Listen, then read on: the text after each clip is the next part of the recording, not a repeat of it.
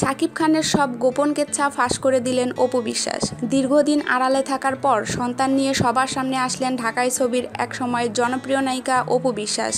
আর সামনে আসতেই বিস্ফোরক নায়িকা ফাঁস করলেন বর্তমান সময়ের জনপ্রিয় সুপারস্টার শাকিব খানের গোপন কেচ্ছা।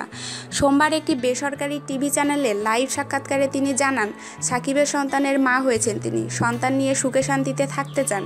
শাকিব প্রতিনিয়তই বাসায় এসে সন্তান দেখে যান, সন্তান নিয়ে আদরও করেন, টাকা পয়সাও দেন। অপু বিশ্বাস জানান, গুলশানে শাকিবের বাসায় 2008 সালের 18 এপ্রিল বিয়ে হয় তাদের। ফরিদপুরের ভাঙা থেকে শাকিবের আনা কাজী বিয়ের রেজিস্ট্রি করান।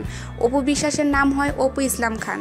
অপু জানান, একজন প্রযোজক তাদের বিয়ের সময় উপস্থিত ছিলেন। গত 27 সেপ্টেম্বর 2016 কলকাতার একটি ক্লিনিকে সন্তানের জন্ম হয়। সন্তানের নাম আব্রাহাম খান জয়।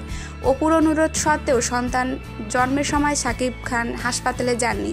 অপু জানান, বিয়ের বিষয়টি শাকিব খান গোপন রাখতে বলেছিলেন। তাছাড়া শাকিব খানের পরিবারের সবাই জানেন তাদের বিয়ের বিষয়টি।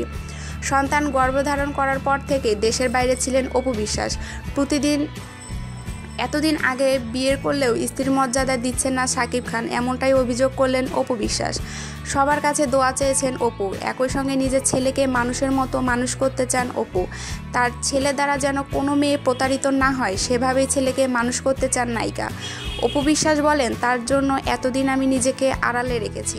আজ আমাকে সবার সামনে আসতে হলো। আমি স্ত্রীর মর্যাদা পাচ্ছি না বলেই আজ টেলিভিশনের সামনে হাজির হয়েছি। তিনি বলেন, আমি মানুষ, কিন্তু কেন আমার সাথে এরকম আচরণ করা হলো। অপু বিশ্বাসের কথা বলার সময় বারবার কান্নায় ভেঙে পড়ছিলেন।